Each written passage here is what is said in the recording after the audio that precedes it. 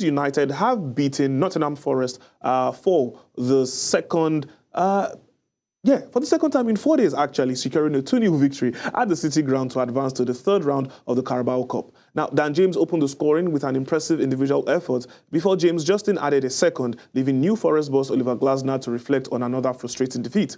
Elsewhere in the Carabao Cup, Brentford produced the biggest win of the night, thrashing Birmingham 6-1.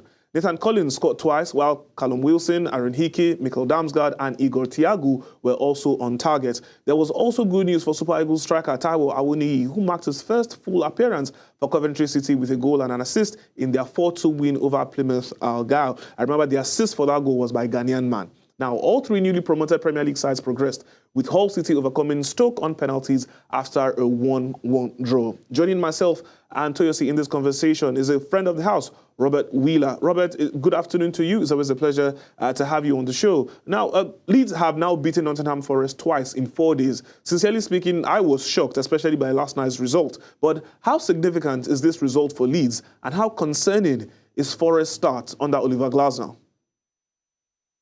I think it's big wins, win back-to-back. I think James Trafford played very well, and Leeds spent big money on him, 40 million. I guess he kept Leeds in the game, so it could have been a different story if Trafford didn't have such a good game. But yeah, with Oliver Glasner, Nottingham Forest, those two losses is a disappointment. It was a bit of a strange one, him getting that job as well after doing well at Palace. He was probably hoping for a bigger club. I remember he was linked with AC Milan a lot, but yeah, he's at Forest now, and he's had a difficult start and needs to turn it around. Toyosi, Taiwo Awoniyi scored and provided an assist on his first full appearance for Coventry. How important could this move be for the Super Eagles striker, particularly with Nigeria needing him firing again?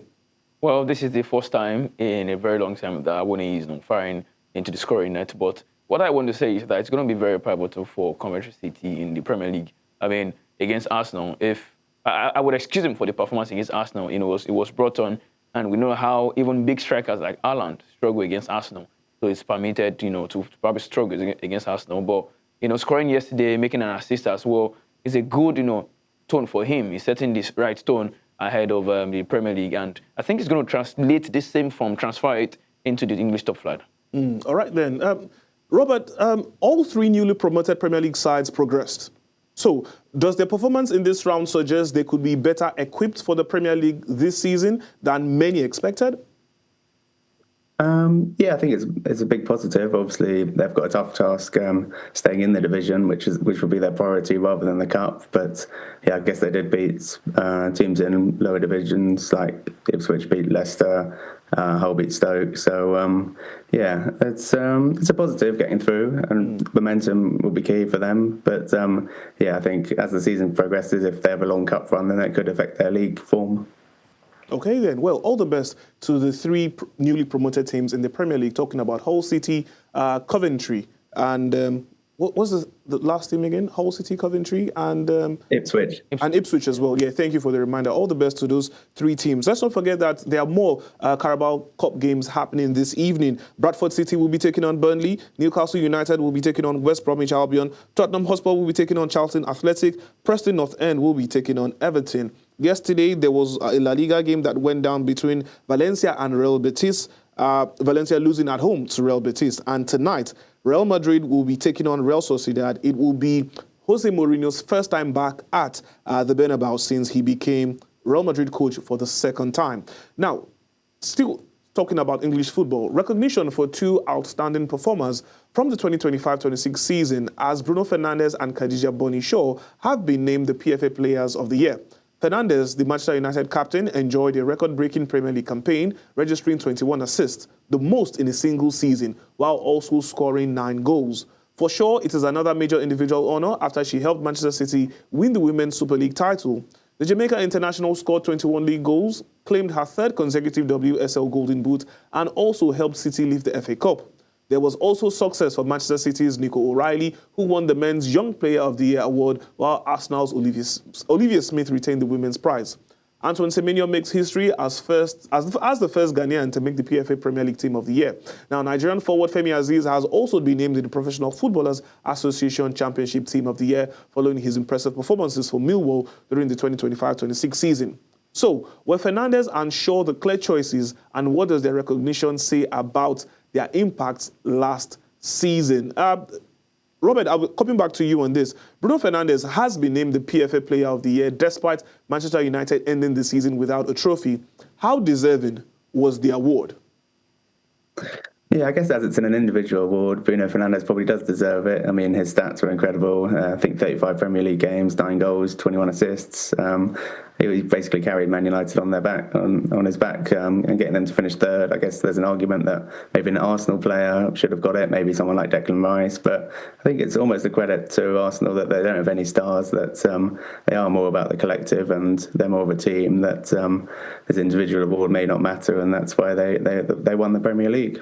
Very true. But, Robert, we've got ex-football players like Didier Drogba, Eden Hazard, and even Thierry Henry having conversations about the fact that maybe Declan Rice should be tipped ahead to win in comparison to Bruno Fernandes. But then again, I remember that this award is solely determined by fellow professional footballers. So what does this say about fellow professional footballers? Is it that is there some sort of bias against Arsenal players? Does everyone really, really hate Arsenal the way the media likes to project it? Or do you think that what Bruno Fernandes achieved as an individual last season was so important that it trumps everything that Declan Rice did, despite also the performances of Manchester United as a whole?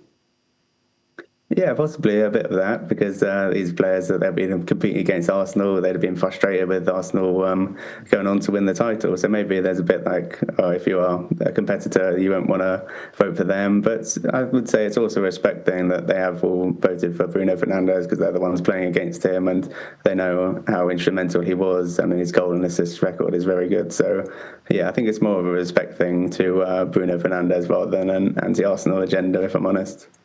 All right, then. Toyosi, looking at the Premier League team of the year, Arsenal have 5 players while Manchester City have 4. Does that accurately reflect the balance of power in the league last season? Well, actually, it does, because they were the only 2 teams, I mean, City and Arsenal, dominated the whole entire campaign. You could have gone to City, but they bottled it as well, same way Arsenal bottled the league. But I think it was a fair one. But if you were to arrange a team, the way the PFA arranged that team, that would have been a ridiculous team. You're playing Anegos Thiago, who's a striker on the left-hand side of the attack. But it's still a good one. I mean, you're recognizing him for ending as the second highest goal scorer in the league. So, yeah, it's a good one. But Arsenal now having an attacker shows that, it's more of the midfield and, of course, the defensive line that actually carried them to the title. No doubt about that. Well, a new season is underway, and I believe we'll be having more debates about who should be the best player in England. Well, still talking about European football and England in particular, Manchester United have completed the signing of Cameroon midfielder Carlos Baleba from Brighton for a deal worth up to £70 million. The 22-year-old has signed a 5-year contract with an option for an additional year. United will pay an initial £65 million with another £5 million potentially due in add-ons, while Brighton have retained a sell-on clause. Robert, Baleba could have been going to Manchester United, or rather could have gone to Manchester United last season for £100 million, but now he's going for significantly less this season after having an injury-ridden and, should I say, lack of good form last season. But now United have got another midfielder. How important is this signing to Michael Carrick's side? Yeah, I think it's massive, and I think they needed a boost after losing to Hull on the opening day of the season. I guess they've obviously got Fernandes, who's the star, but there are other midfielders they signed, Tielemans and Andre Santos. Are they really going to make much of a difference? And also letting Casemiro go, he was the defensive midfielder that kind of kept them together a bit. So getting Baleba in, who's a more defensively minded midfielder, is a good replacement and a younger option than Casemiro. Okay, then we'll see how Carlos Baleba will get on at Manchester United. Now, Spurs are not left out of the transfer news. They have agreed a deal to sign Egypt's forward Umar Mamouche from Manchester City on loan with an obligation to make the transfer permanent for £60 million next summer. The 27-year-old joined City from Eintracht Frankfurt for £59 million in January 2025, but has struggled for regular starts while competing with Erling Haaland. Mamouche has scored 16 goals in 62 appearances for City, including 8 goals during the 2025-26 campaign. He made only 8 Premier League starts last season, registering 3 goals and 3 assists. The move could give him a much bigger role at Spurs, particularly with Dominic Solanke's injury problems, and Richarlison entering the final year of his contract. Mamouche's versatility is also attractive. Although primarily a number 9, he can operate from the left as a second striker or behind another forward. So you see, Mamouche joining Spurs now after Savinho also making that switch to Spurs. Should we be afraid of Spurs this season? Stars do not make a good team regardless. The coach having to blend them together to play as a team is what we shouldn't be afraid of. But I mean, what they did on the opening day showed that they are probably not ready for the Premier League. They might be fighting for themselves again. No European competition this time around, but let us see what they can do. But I don't think any team should be afraid of Spurs at the moment. Maybe City, who have like, I think I'm trying to find a way to put it like, they're always afraid of Spurs, There's a way Spurs have found a way to defeat City, defeat Chelsea in recent times. But I don't think they are going to be ending in top 4. Okay then. Well, finally on the show, Manchester City are preparing an opening offer for Chelsea midfielder Enzo Fernandez, with the Argentina international identified as a priority target for manager Enzo Maresca. This is quite funny to me because just a couple of minutes before the start of the show, it has been confirmed that Manchester City have also secured the signing of Ayub Boadi from Lille Metropole.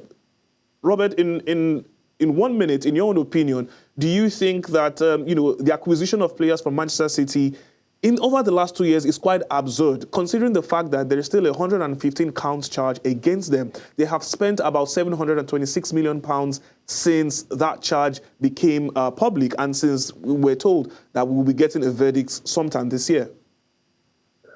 Yeah, it is crazy how long that saga's been dragging on, and I guess supporters are going to be questioning if final financial fair play applies to Manchester City, that they still are able to make these big money signings, and with